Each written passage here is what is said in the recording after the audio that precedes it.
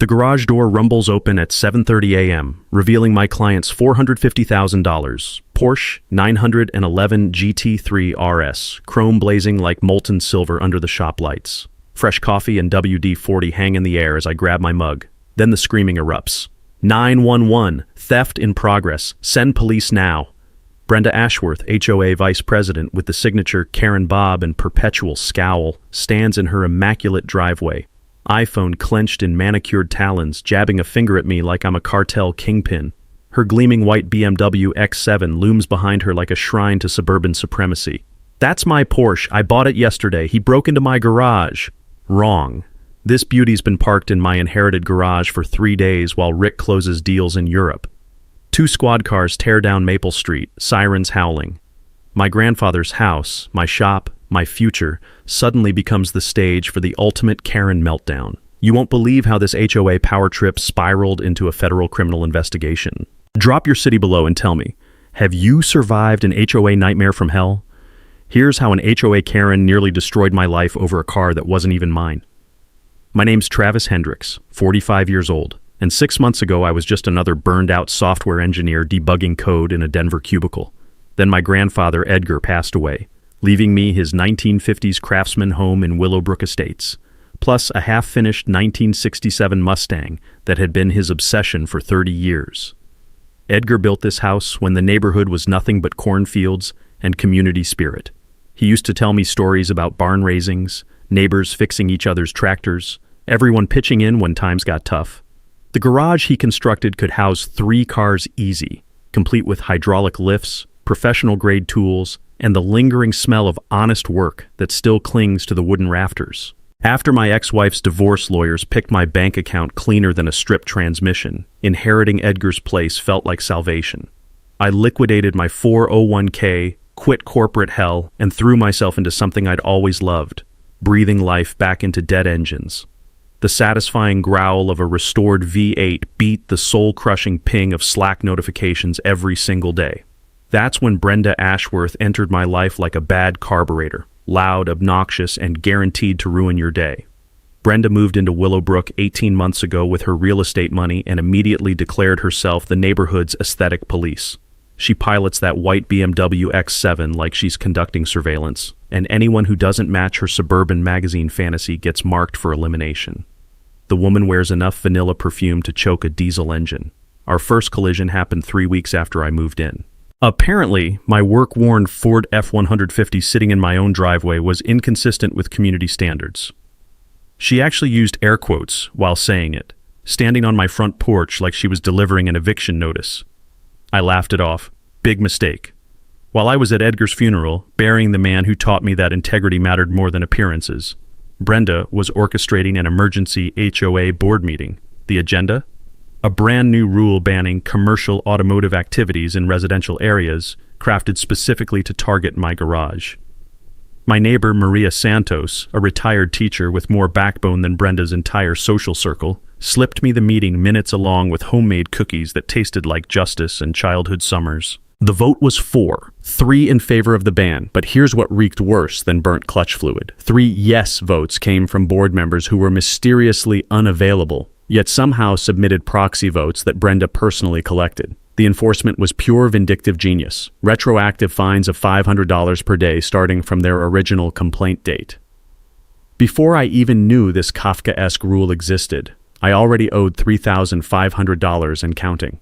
The certified letter arrived like a legal hand grenade, thick with intimidating language about immediate cessation of unauthorized activities and threats to place a lien on Edgar's house. But here's what Brenda didn't know. Edgar hadn't just taught me how to rebuild engines. He'd taught me how to fight. Every evening after dinner, we'd work on that 1967 Mustang together, Edgar sharing stories about standing up to bullies while I learned to true a cylinder head. "Sometimes, Travis," he'd say, wiping grease from his weathered hands, "you gotta show folks that picking on the wrong person comes with consequences." The morning Brenda made her Grand Theft Auto performance, I was actually heading into my garage to grab Edgar's original property deed, the one with language that was about to turn her little power trip into a legal nightmare. But watching her theatrical hysteria, seeing her try to frame me for felony theft in front of half the neighborhood, I realized this was never about HOA compliance. This was about power, intimidation, and probably something much darker. The metallic taste of adrenaline mixed with morning coffee as those squad cars pulled into my driveway. Brenda wanted a war? She was about to get one. The legal assault began 48 hours after the funeral flowers wilted. A certified letter landed in my mailbox like a paper bomb, thick, official, and reeking of intimidation. Notice of violation and demand for immediate cessation screamed across the top in bold letters that could wake the dead. Brenda's HOA had unleashed their legal hounds, and the smell of fresh ink mixed with my growing rage. The fine schedule read like a kidnapper's ransom note: $500 per day for unauthorized commercial automotive activities, retroactive to their original complaint date. I already owed $3,500 before I even knew I was supposedly breaking rules that didn't exist when Edgar built this place. The letter threatened lien placement on my inherited house if I didn't comply within 10 days. But here's where Brenda made her first tactical error. She assumed I'd panic and fold like a cheap lawn chair. Instead, I channeled Edgar's stubborn streak. When something doesn't run right, you dig into the engine until you find the real problem. So I spent my weekend in the county records office, breathing decades of dust while fluorescent lights buzzed overhead like angry wasps, researching every document connected to my property. That musty basement office became my war room, and Edgar's voice echoed in my memory as I discovered legal gold. Years ago, he'd told me about fighting City Hall when they tried to ban car repairs in residential areas. "Read everything twice, Travis," he'd said. "Original papers always trump later nonsense." Edgar's 1952 deed included language I'd never fully understood: perpetual right to automotive maintenance and repair for personal and neighborly assistance. The wording was bulletproof. This property was specifically designated for mechanical work, grandfathered in decades before Brenda was even born. The original 1987 HOA charter explicitly protected these pre-existing rights, and I remembered Edgar explaining how original deeds always override later HOA restrictions when they're properly recorded and continuously used. But the real treasure was what I uncovered about Brenda's suspicious house purchase. Public records revealed timing that stank worse than burnt transmission fluid. Her property sold by the previous HOA president's brother-in-law for $40,000 below market value, closing exactly 1 week before her board election. The voter rolls showed 3 proxy votes from board members who'd suddenly become unavailable right when Brenda needed them. Vote buying? In suburbia? Edgar would have laughed his ass off. Armed with this ammunition, I fired back my own certified letter, citing deed protections and demanding actual evidence of violations. I also filed a formal complaint with the county about election fraud and installed security cameras after catching Brenda prowling around my garage at dawn with a telephoto lens like some vanilla-scented private investigator. My neighbor Maria Santos became my intelligence asset over coffee strong enough to restart dead batteries. She revealed Brenda's systematic pattern: harassment campaigns against longtime residents, forcing distressed sales, then flipping properties to developer contacts for massive profits. 3 families already, Maria whispered, her weathered hands wrapped around her mug. Hendersons, Yamadas, O'Briens, all driven out within 6 months of Brenda's violation campaigns. The elderly Kim couple next door shared ring footage of Brenda's 5 a.m. reconnaissance missions. The woman documented my property like she was building a federal case, measuring everything from mailbox height to garden hose angles with military precision. But Brenda's counterattack came swift and dirty. 3 days after my response letter, she appeared at my door with 2 board members and a nervous contractor claiming to detect hazardous chemical odors, requiring immediate environmental assessment. They swarmed my garage like a SWAT team, photographing equipment serial numbers, measuring square footage, testing noise levels. The contractor, sweating through his polo shirt despite the cool morning air, kept apologizing under his breath. During a private moment, he confessed, "Lady paid me $300 cash to write a report saying your garage poses safety risks, but honestly, your setup's cleaner than most commercial shops I inspect." Fraud, conspiracy, all captured on my brand new security cameras. The second violation notice arrived like clockwork: unlicensed business operation and neighborhood safety hazard, complete with the fabricated environmental report. Fines doubled to $1,000 per day, and the smell of Brenda's desperation was stronger than her overwhelming perfume. I almost laughed out loud. She'd just handed me documented evidence of criminal behavior while standing in front of recording devices. But as I reviewed the timeline, Edgar's tactical lessons clicked into place. This wasn't random harassment. Brenda specifically needed my property for something bigger: 3 forced sales, suspicious transactions, environmental fraud, vote manipulation. This was coordinated, calculated, and expensive. Whatever scheme Brenda was running, Edgar's house sat right in the bullseye. The rumble of my F-150 echoed through the neighborhood as I headed to meet Edgar's old attorney. Time to find out what Brenda Ashworth was really hunting. The war had officially begun. Brenda's retaliation hit like a sledgehammer to the kneecaps. Fast, brutal, and designed to cripple. The surprise emergency inspection arrived at 7 a.m. sharp, 3 HOA board members and that same sweaty contractor marching up my driveway like a suburban SWAT team. Brenda led the charge in a crisp white pantsuit that probably cost more than most people's car payments, clipboard clutched like a battle axe. "We've received multiple neighbor complaints about hazardous chemical odors," she announced, voice dripping with fake concern. "Emergency health protocols require immediate property assessment." The morning air carried the familiar scent of coffee and WD-40 as I watched this theatrical performance unfold. These people had clearly rehearsed. One board member photographed equipment serial numbers while another measured everything with an expensive laser device. The contractor tested noise levels like he was investigating Chernobyl instead of a suburban garage. But here's where fate decided to throw gasoline on Brenda's fire.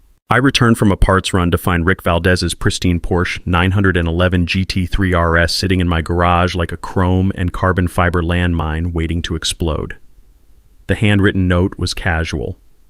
"Storage favor for traveling client. Back Tuesday. Thanks. Rick." Rick's been my client for 2 years, a software sales executive who trusts me with vehicles worth more than most people's houses. I've restored 3 classics for him, and this $450,000 Porsche was supposed to be simple temporary storage while he closed deals in Europe. Nothing unusual, except for the timing. That evening, Maria Santos appeared at my door with intelligence that froze my blood. Her Ring doorbell had captured something sinister. Brenda photographing the Porsche from multiple angles across different times, but the timestamps revealed a calculated pattern. "She's been stalking your property like a predator," Maria whispered, showing me screenshots that made my stomach drop.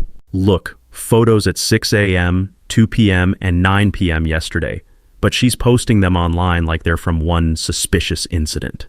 The metallic taste of realization hit hard. This wasn't coincidence. Brenda had been conducting surveillance, waiting for the perfect ammunition.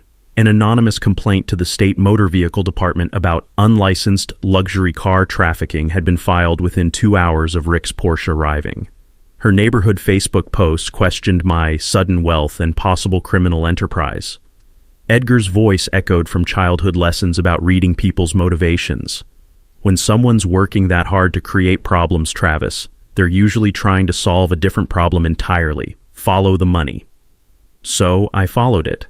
The local mechanics association revealed Brenda's systematic pattern.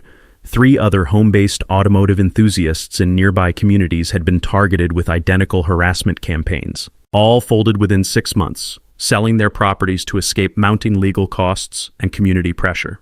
Every single forced sale went to buyers connected to Brenda's real estate network, and she'd collected substantial referral bonuses on each transaction. The scheme was elegant: create violations, manufacture crises, force distressed sales, profit from the chaos. But Brenda's ambitious timeline revealed a crucial flaw in her plan. Rick's European trip got extended, keeping his Porsche in my garage 3 extra days, exactly long enough for her to manufacture a full-scale crisis. Her surveillance photos would become evidence of ongoing commercial violations threatening neighborhood safety. Sam Morrison, Edgar's old attorney, connected the legal dots during our meeting in his book-cluttered office. The smell of aged leather and decades of legal battles hung in the air as he reviewed my evidence with the sharp eyes of someone who'd seen every con game imaginable. "Your grandfather once told me about developers using these exact tactics in the 1980s, Sam said, adjusting wire-rimmed glasses. "Board members with undisclosed financial interests breach their fiduciary duty. That makes them personally liable for damages. What you've documented could trigger RICO investigation if the pattern's broad enough." The second violation notice arrived like a legal missile. Unlicensed vehicle trafficking operation and commercial enterprise threatening community safety.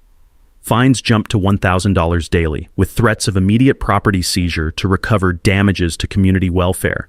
Brenda's intimidation campaign spread like toxic smoke. Maria received violations for aesthetically inappropriate garden decorations. Herb's American flag was suddenly improperly displayed. Anonymous flyers appeared claiming I ran an illegal chop shop endangering children, complete with surveillance photos of Rick's Porsche. Fear infected the neighborhood faster than rust in a humid garage. But that evening, as I organized evidence files surrounded by the honest smell of motor oil and determination, my phone rang with a number I recognized. "Travis, it's Rick. I just got a very interesting call from someone claiming my Porsche was stolen. Want to tell me what the hell's going on in Colorado?" The sound of Rick's confused anger mixing with my growing rage created a perfect storm.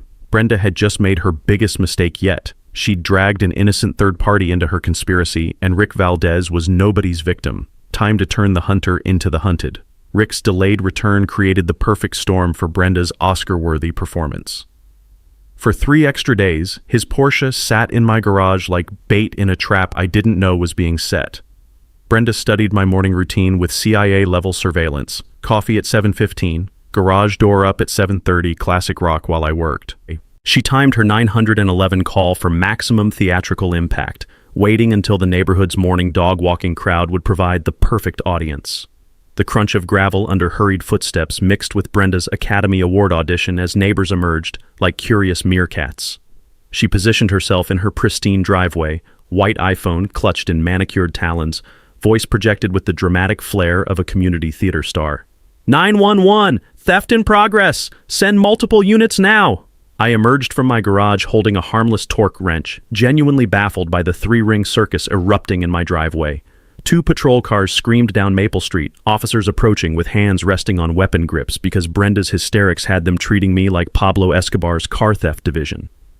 "That's my Porsche," she shrieked, pointing at Rick's car like she was identifying her kidnapped child. "I purchased it yesterday. This thief broke into my garage." The lead officer, a graying veteran whose eyes had cataloged every suburban lie ever told, requested documentation with professional patience. I produced Rick's signed storage agreement, insurance papers, and our text thread, papers that smelled like legitimate business instead of manufactured drama. Brenda fumbled through her designer purse like a magician whose rabbit had died. No purchase receipts, no registration, no insurance for her $450,000 car. When the VIN check came back registered to Rick Valdez with 0 theft reports, her story started shape-shifting faster than a politician during election season. First she owned it, then she was test driving before purchase, then it became a storage arrangement dispute. The woman was improvising dialogue worse than a middle school drama club. But here's where her grand performance turned into public suicide. Half the neighborhood was recording this spectacle, and Mrs. Patterson's teenage grandson was live streaming it to TikTok. Brenda's false accusation, her fumbled lies, her story changing in real time, all captured in glorious high definition for posterity and social media immortality. The sweet taste of vindication mixed with my coffee as I watched Brenda's reputation implode like a poorly maintained engine. My phone rang with perfect timing. Rick's voice carried across the speaker with the confidence of someone who'd handled hostile takeovers and million-dollar negotiations. "Officer, this is Rick Valdez, registered owner of that Porsche. I'm currently in Amsterdam closing a software deal. Travis is storing my vehicle with my complete authorization. I can email documentation immediately." The officer asked if Rick wanted to press charges for false reporting. Rick's pause stretched like a perfectly timed dramatic beat before he declined, but requested an official report documenting this harassment attempt. Brenda's face turned the color of overheated antifreeze as her public humiliation reached thermonuclear levels. Neighbors weren't even pretending not to stare anymore. Maria Santos was openly laughing. The Kim's Ring doorbell was getting the content of a lifetime. But cornered animals don't surrender. They bite. That afternoon brought an email barrage demanding emergency board meetings to address ongoing criminal enterprise threatening community safety. She threatened to sue me for the HOA's investigative costs and demanded a $10,000 performance bond for future community damages. The certified letter that evening read like a manifesto written by someone whose grip on reality was slipping faster than bald tires on wet asphalt. Expensive paper couldn't mask the desperation bleeding through every threatening sentence. Edgar's wisdom echoed from countless late-night garage sessions. Cornered animals get dangerous, Travis, but that's also when they make their fatal mistakes. Over the following week, video of Brenda's meltdown went viral through neighborhood social networks faster than gossip at a church potluck. The #HOA Karen hashtag started trending locally, complete with remix videos and meme compilations. Residents who'd suffered her previous intimidation campaigns found their voices. Maria organized coffee meetings where people shared harassment stories. The Kims documented every HOA violation they'd witnessed Brenda commit. Even quiet neighbors started questioning board accountability and demanding financial transparency. Property management companies fielded complaint calls. Local news stations received tips about HOA corruption. The smell of suburban revolution hung in the air, like the satisfying scent of burning rubber after a perfect burnout. But I knew this wounded predator wasn't finished hunting. Public humiliation would only make her more desperate, more reckless, more willing to cross lines that should never be crossed. Late that night, as I organized evidence files in my garage, a chill ran down my spine despite the warm evening air. Brenda had just lost everything: reputation, credibility, community standing. People with nothing left to lose don't retreat quietly into the night. They go nuclear. The anonymous tip arrived through Maria's nephew Luis, who worked county planning and still owed her decades of babysitting favors. "You're not going to believe this shit," Maria whispered, sliding a manila folder across my kitchen table like contraband. The aroma of her fresh tamales couldn't mask the electric tension crackling in the air. Luis risked his job pulling these after hours. "Travis, what Brenda wants isn't your garage. It's your grandfather's land." My hands trembled as I opened the folder.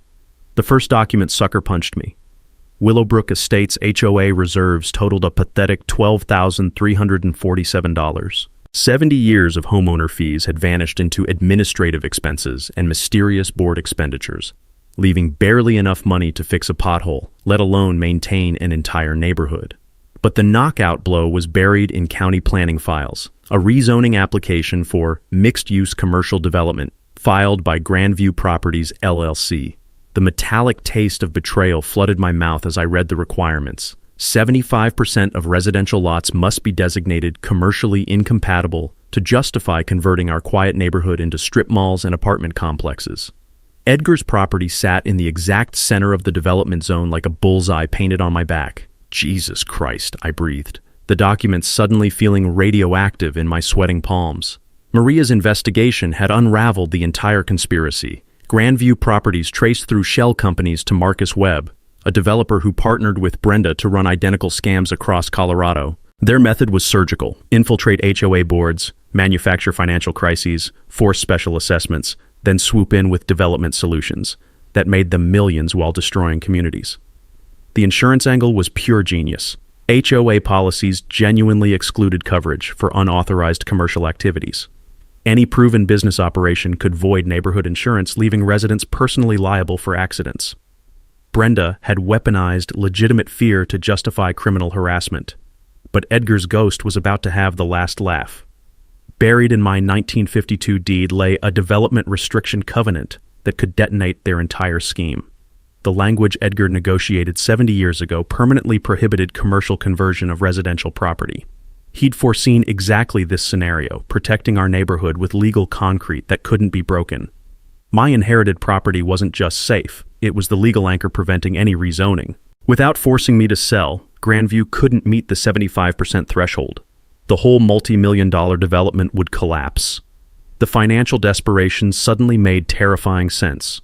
Grandview had borrowed against projected profits, promising investors massive returns from commercial conversion. Missing their timeline meant loan defaults, investor lawsuits, and federal investigation for securities fraud. Brenda wasn't just facing embarrassment, she was staring at bankruptcy and potential prison time. The planned special assessment would hit next month, $15,000 per household for emergency repairs designed to force elderly residents and young families into distressed sales. Board members would mysteriously avoid these fees through volunteer service exemptions. The smell of my coffee turned bitter as the scope of their cruelty crystallized. They were targeting grandmothers on Social Security, young parents struggling with mortgages, anyone vulnerable to financial pressure. But they'd picked the wrong neighborhood to destroy. Edgar's covenant didn't just protect my property. It shielded every house, every family, every dream these parasites wanted to bulldoze for profit. 70 years ago, my grandfather had built legal fortress walls that modern criminals couldn't breach.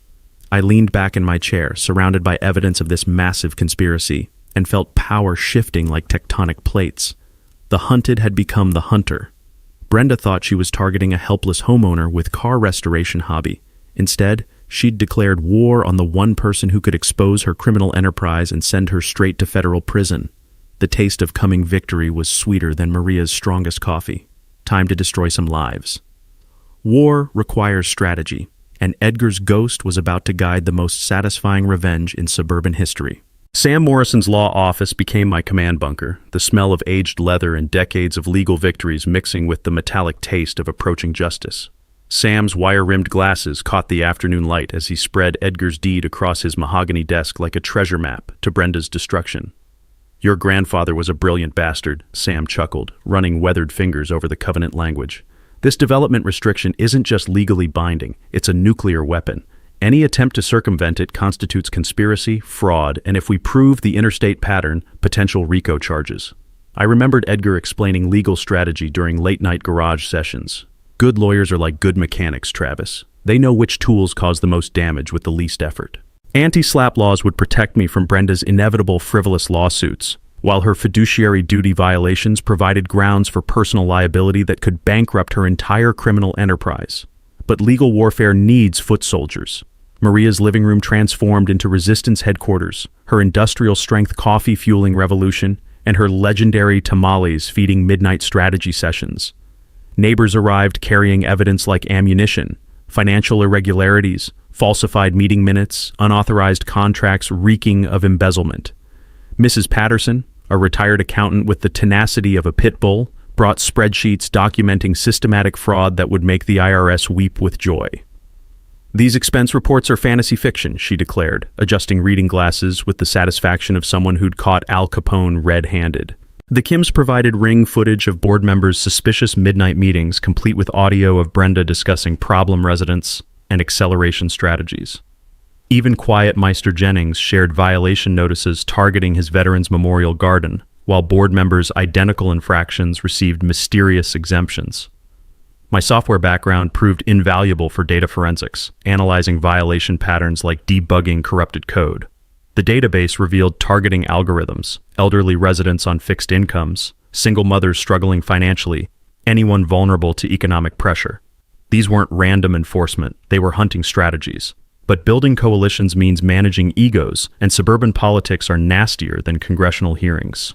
2 board members initially supported our investigation until Brenda threatened their property values with retaliatory violations. Fear spreads faster than garage fire, and some neighbors retreated rather than risk becoming targets. State sunshine laws became our crowbar for prying open HOA secrets. Edgar had taught me that transparency laws favor honest citizens over corrupt officials, and we demanded complete financial audits with the persistence of bill collectors. The paper trail led through shell corporations straight to Marcus Webb's development empire like breadcrumbs to a corporate gingerbread house. Local reporter Jessica Indigo from Channel 7 smelled corruption like a bloodhound detecting fresh roadkill. HOA scandals rated well with viewers who'd survived their own suburban power trips, and the David versus Goliath narrative practically scripted itself for evening news. "This story has federal implications," Jessica explained over coffee in Maria's kitchen, her investigative instincts sharp as surgical steel. "Mail fraud, securities violations, interstate conspiracy. If we document the pattern, these people face serious prison time. Security upgrades protected against escalating retaliation because cornered criminals do desperate things.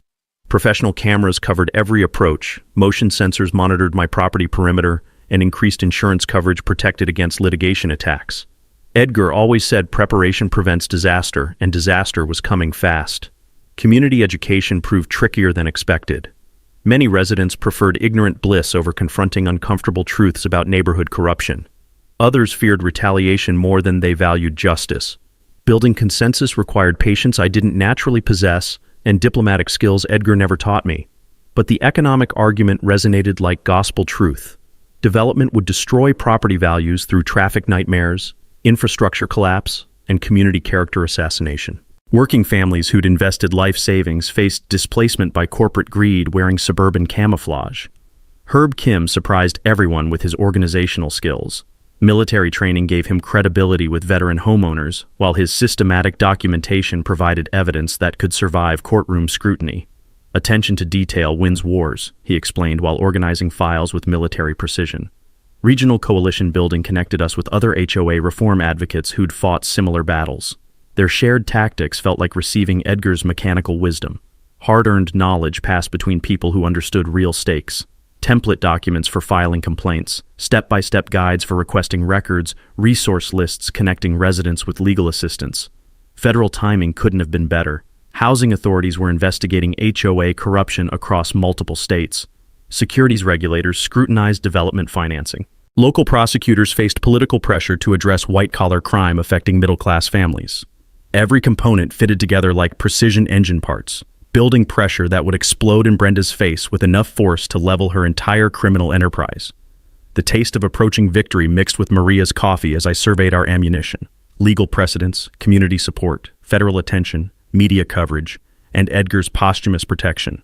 Brenda thought she was hunting an isolated car mechanic. Instead, she'd awakened a sleeping neighborhood, and Edgar's ghost was pissed. Time to finish this.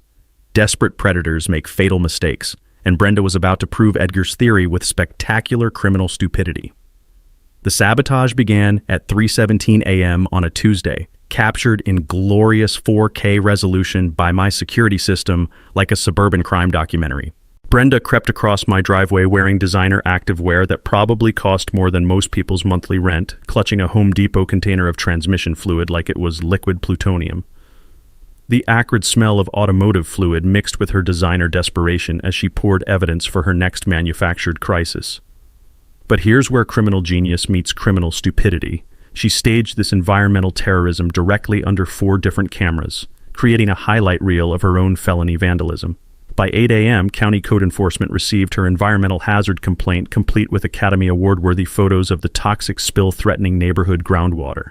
Anonymous tips flooded state agencies about illegal chemical disposal and contamination from unlicensed automotive facility.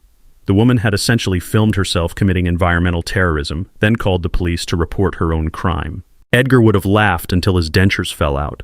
But Brenda's digital warfare campaign revealed a criminal mind operating at full paranoid capacity.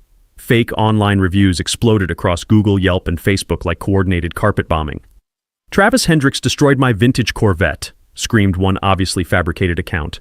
"Dangerous criminal operation. Neighbors beware," shrieked another.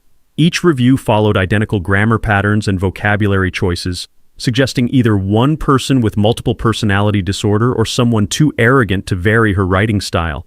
The IP addresses all traced back to Brenda's home network because apparently criminal masterminds don't understand basic internet anonymity. Rick Valdez received the most interesting harassment call. Someone claiming to represent my insurance company suggesting he file damage claims for unauthorized vehicle storage. The caller knew intimate details about his Porsche, travel schedule, and our arrangements that only surveillance could provide. Rick's response was pure artistic destruction. "Listen, you parasitic suburban terrorist, I've recorded this entire call and I'm forwarding it to federal authorities. If you contact me again, I'll personally ensure you spend the next decade explaining your harassment campaign to FBI investigators."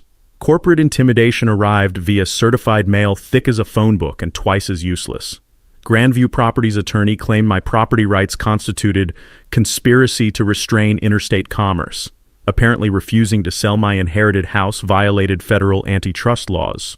They accused Edgar's 1952 deed of containing racially motivated restrictive covenants, despite the actual language protecting agricultural land from industrial development. The legal logic was so twisted it could give lawyers whiplash, but the intimidation intent was crystal clear. Process servers began appearing during client meetings, like unwelcome party crashers, delivering subpoenas for frivolous depositions designed to drain time and money rather than gather evidence. Private investigators followed my grocery runs and photographed my coffee purchases like I was planning international espionage instead of rebuilding carburetors. The taste of surveillance paranoia mixed with morning coffee as I realized they were documenting my entire life for some twisted legal strategy. But Brenda's insurance fraud masterpiece created the smoking gun that would demolish her entire criminal enterprise. She filed homeowners' insurance claims alleging toxic chemical exposure from my garage, complete with medical reports claiming respiratory illness requiring $50,000 in treatments and property remediation. The documentation was impressively thorough. Specialist consultations, environmental assessments, even psychiatric therapy for trauma from living near industrial hazards. The medical reports came from Dr. Marcus Webb Jr., son of her development partner, whose medical license was under investigation for insurance fraud across 3 states. Keeping crime in the family, apparently. My security footage told a hilariously different story. Brenda hosting wine-soaked barbecues directly downwind from my garage, windows wide open, no respiratory protection, laughing and socializing while supposedly suffering chemical sensitivity requiring immediate evacuation. The 3 a.m. sabotage footage was cinematic perfection. Designer workout clothes, manicured nails gripping transmission fluid containers, careful positioning for optimal photo documentation. She'd created a film school masterpiece of self-incrimination. But watching elderly neighbors receive threatening legal documents transformed my anger from hot fury into cold determination.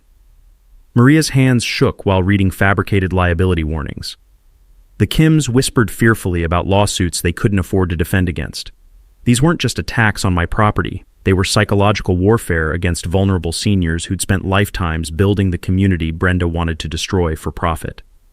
Anonymous flyers appeared claiming coalition supporters faced personal liability for enabling illegal commercial activities. Social media harassment campaigns spread across platforms using fake accounts to terrorize residents with legal misinformation designed to isolate and intimidate. The smell of criminal desperation was stronger than Brenda's suffocating vanilla perfume as federal investigators began connecting insurance fraud patterns across multiple states. But every escalation was documented evidence. Every threat was recorded testimony. Every fraud attempt was prosecutorial ammunition. Insurance fraud is federal crime. Elder abuse carries enhanced penalties. Mail fraud involving senior citizens triggers mandatory minimum sentences. Brenda had just graduated from suburban harassment to federal felony territory, and every move was preserved in high-definition glory. Game over, bitch. Brenda's final gambit arrived with the desperation of a cornered animal and the subtlety of a sledgehammer through a picture window. The emergency HOA meeting notification hit mailboxes at exactly 5 p.m. on a Friday, 24 hours before the Saturday morning ambush, timed when working parents couldn't arrange childcare and retirees might miss checking mail. The agenda was a masterpiece of bureaucratic warfare, immediate lien placement against violating properties for unpaid community safety fines. My $47,500 in accumulated penalties would trigger automatic property seizure unless paid within 7 business days. The mathematical precision was diabolical, just enough to force a distressed sale, but not enough to justify expensive legal defense for most homeowners. But Brenda's proxy vote manipulation reached new heights of suburban corruption. Misleading mailers flooded the neighborhood, claiming I operated a dangerous criminal enterprise threatening children's safety and property values. The glossy propaganda featured telephoto surveillance photos of Rick's Porsche with captions about stolen luxury vehicles and unlicensed trafficking operations. Each mailer included a pre-signed proxy vote form authorizing board action to protect community welfare. The fine print gave Brenda unlimited authority to act on behalf of concerned residents who might be unable to attend emergency meetings. The smell of fear mixed with fresh ink as neighbors received these psychological warfare packages designed to manufacture consent through manufactured terror. But the bribery attempt revealed just how far Brenda had fallen into criminal desperation. She appeared at my door Tuesday evening wearing a cream-colored business suit that probably cost more than most people's mortgage payments, carrying a leather portfolio thick as a phone book. Her smile was surgical precision fake, and her vanilla perfume couldn't mask the stench of approaching defeat. "Travis, we need to talk about resolving this misunderstanding," she began, settling uninvited onto my porch swing like she owned the place. "Marcus has authorized me to make a very generous offer." The offer was indeed generous. $750,000 cash for Edgar's house, 40% above market value, with a 60-day close-in-full legal fee reimbursement. All contingent on my immediate relocation and signed non-disclosure agreement about private neighborhood matters. "Think of it as a fresh start," Brenda continued, her manicured fingers drumming against the portfolio. "Colorado has many lovely communities where automotive hobbies would be more appreciated." The implied threat hung in the suburban air like diesel exhaust. When I politely declined her generous offer, her mask slipped completely. "It would be unfortunate if your resistance led to accidents involving expensive vehicles or personal property. Sometimes mechanical work can be so dangerous, especially when proper safety protocols aren't followed." I recorded every word through my phone's voice memo app, capturing her transition from fake concern to barely veiled threats with high-definition audio clarity. The corporate legal warfare escalated to federal court with a frivolous lawsuit claiming my garage operations violated environmental regulations, zoning laws, and interstate commerce restrictions. The filing demanded $2.3 million in damages for community harm, property devaluation, and business interference. Legal costs were designed to bankrupt resistance through prolonged litigation regardless of merit. Paid expert witnesses provided affidavits about neighborhood health hazards based on fabricated air quality tests and noise pollution studies that read like science fiction. But the professional PR firm Brenda hired to flood social media revealed the true scope of their financial desperation. Fake community groups sprouted across Facebook and Nextdoor with names like Willowbrook Safety Coalition and Concerned Parents for Neighborhood Security, all posting identical content about automotive dangers threatening children. Anonymous tips to the IRS claimed I operated an unlicensed business avoiding federal taxes. Harassment extended to my former software company and current restoration clients, with threatening calls about association with criminal enterprises and reputational risks. The psychological pressure was calculated to isolate me from professional and personal support networks, but they'd miscalculated suburban solidarity's power against obvious injustice. Then my security system captured the smoking gun that would end this war. HOA board member Patricia Wells arrived at my door at midnight, hands shaking as she delivered a manila envelope with the thickness of a federal indictment. Her face was pale as primer paint, and her voice carried the tremor of someone whose conscience finally overcame their fear. "I can't do this anymore," she whispered, glancing nervously toward Brenda's house. "The meeting minutes, the vote counts, the financial records, it's all fabricated. Marcus Webb threatened foreclosure on my house if I didn't vote with Brenda. This envelope contains evidence of everything." The documents were prosecutorial gold: falsified meeting minutes, manipulated vote tallies, embezzled funds totaling $340,000, illegal coordination between board members and development companies. Bank records showed payments to board members disguised as consulting fees. Email chains revealed detailed plans to target specific homeowners for harassment campaigns. But the crown jewel was Brenda's recorded phone conversation with Marcus Webb discussing acceleration strategies for forced property acquisitions and neutralization protocols for resistant homeowners. Federal authorities were about to receive evidence of criminal conspiracy spanning multiple states and involving mail fraud, wire fraud, securities violations, elder abuse, and civil rights violations. The taste of absolute victory mixed with midnight coffee as I realized Brenda had just handed me enough ammunition to destroy her entire criminal enterprise and send her to federal prison for decades. Patricia Wells had become the whistleblower who would topple this suburban criminal empire. Game, set, match. The town hall showdown was set for Saturday morning at Willowbrook Community Center, and the turnout looked like a heavyweight championship fight. The HOA management company had called this emergency meeting after receiving Patricia Wells's whistleblower evidence, and word spread through the neighborhood faster than gossip at a church bake sale. Overflow crowds packed the main hall: residents, local business owners, classic car enthusiasts, senior advocates, and 3 news crews who'd caught wind of the corruption scandal. County commissioners sat in the front row alongside representatives from the state attorney general's office, their presence lending official gravity to what was about to unfold. The smell of nervous sweat mixed with industrial coffee and the electric tension of impending justice. Brenda entered like a condemned queen, wearing a Navy power suit that screamed, "I'm definitely not a criminal," while clutching a leather briefcase thick enough to stop bullets. Marcus Webb flanked her right side, his expensive attorney on her left, creating a wall of desperate criminal defense. The PowerPoint presentation was pure theater: dramatic photos of Rick's Porsche labeled "stolen luxury vehicles," telephoto shots of my garage captioned "unlicensed commercial operation," and financial projections claiming my automotive work had cost the neighborhood $500,000 in property devaluation. "Ladies and gentlemen," Brenda began, her voice carrying the rehearsed emotion of a community theater star, "we face an unprecedented threat to our children's safety and our property values. Travis Hendricks operates an illegal commercial enterprise that violates zoning laws, environmental regulations, and basic community standards." She clicked through slides showing fabricated air quality tests, manufactured noise pollution studies, and testimonials from concerned residents who turned out to be fake social media accounts. The performance was Academy Award-worthy in its complete disconnection from reality.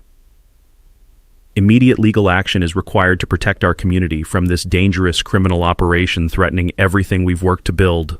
The crowd murmured with the energy of a lynch mob being fed red meat, exactly the reaction Brenda had orchestrated through months of propaganda and psychological manipulation. That's when Sam Morrison stood up, his wire-rimmed glasses catching the fluorescent lights as he approached the microphone with the confidence of someone holding four aces.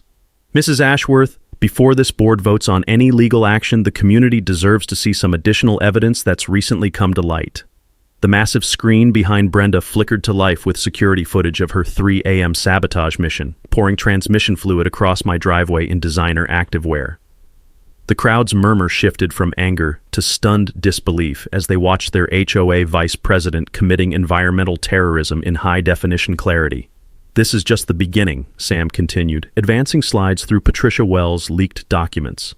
Financial records showing $340,000 in embezzled HOA funds, falsified meeting minutes, vote manipulation through fraudulent proxy collection, bank records documenting illegal payments to board members. Brenda's face turned the color of overheated coolant as her criminal enterprise exploded across the community center's massive screen. Marcus Webb was already reaching for his phone, probably calling lawyers or flight booking services. But the mic drop moment came when Detective Sarah Indigo of the Sheriff's Economic Crimes Unit stepped forward with official documentation. "Ladies and gentlemen, I'm Detective Indigo. Based on evidence provided by community members and federal investigators, active criminal investigations are underway targeting multiple felony charges including mail fraud, wire fraud, conspiracy, elder abuse, and civil rights violations." The silence in that room was so complete you could hear Brenda's political career flatline. "Mrs. Brenda Ashworth, you're under arrest for insurance fraud, criminal conspiracy, and elder abuse. You have the right to remain silent."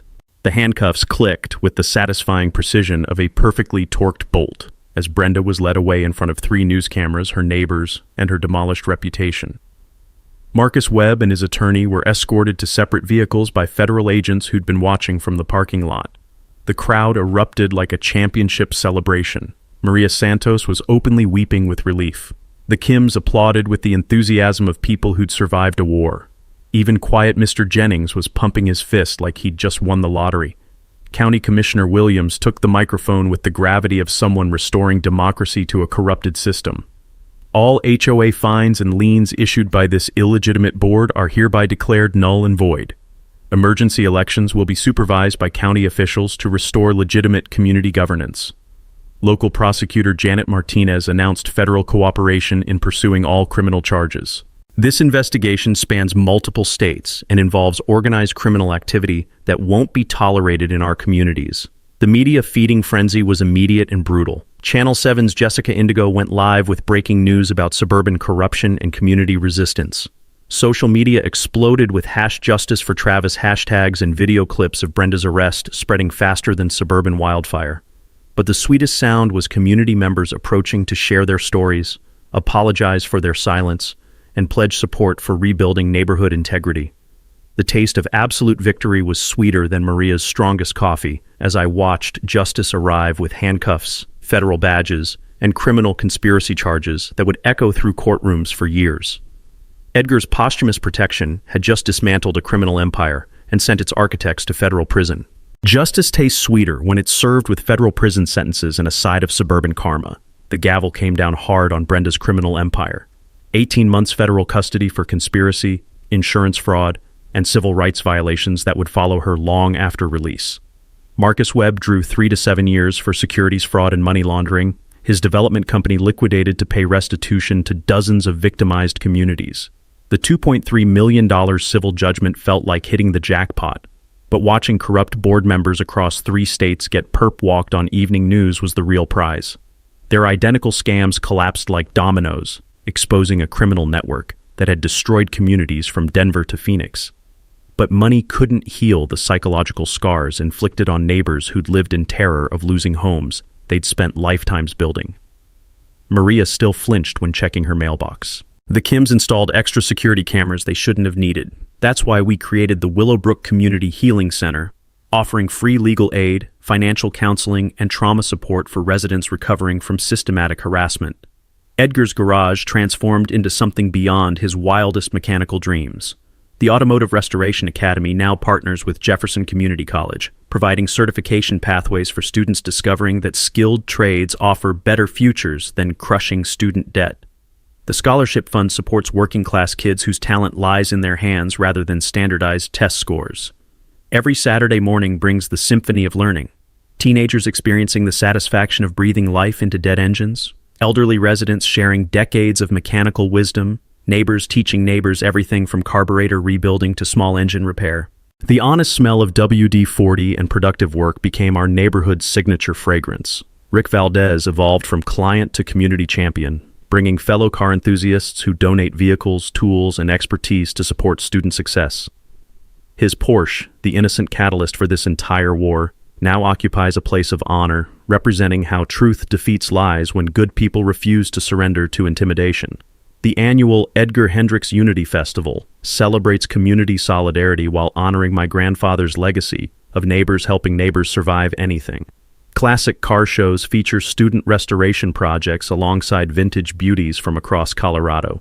Local vendors create economic opportunities while festival proceeds support senior services and youth automotive education.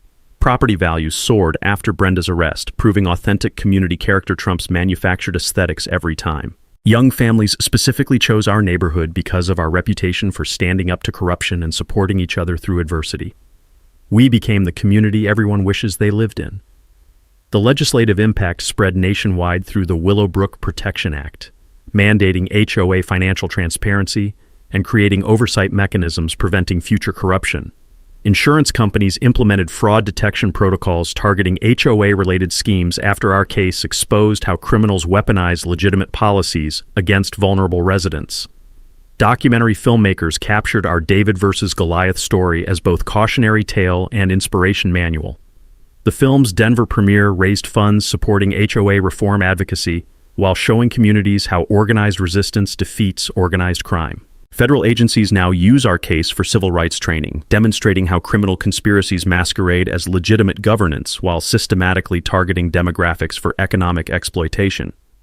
Edgar's posthumous victory became a blueprint for justice. But the most profound transformation happened in my heart, where grief over losing Edgar evolved into gratitude for inheriting his moral compass. His workbench hosts new generations learning that integrity matters more than profit. Community strength comes from mutual support, and sometimes protecting yourself means protecting everyone who can't fight back. Maria governs our reformed HOA with transparency Brenda never understood. The Kim's coordinate programs with military precision applied to community service. Former victims became advocates, creating democracy that serves residents instead of exploiting them. Late evenings in the garage, surrounded by productive sounds and community purpose. I feel Edgar's presence like a guardian angel wielding justice instead of tools. His lessons about fighting corruption and building things that last created legacies stronger than any criminal scheme. The sweet taste of earned victory mingles with motor oil and determination as I face the camera surrounded by gleaming classics and students mastering skills for life. Sometimes standing up to one bully means protecting an entire community. Your HOA nightmare might become your greatest victory if you're brave enough to fight back. Drop your craziest HOA survival story below. You'll be shocked how many neighbors have won these wars. Smash that subscribe button for more tales of regular people demolishing corrupt systems and building something beautiful from the wreckage. Next up, when a power-hungry city inspector tried destroying a veteran's food truck business, not knowing the veteran's daughter prosecutes federal crimes for a living.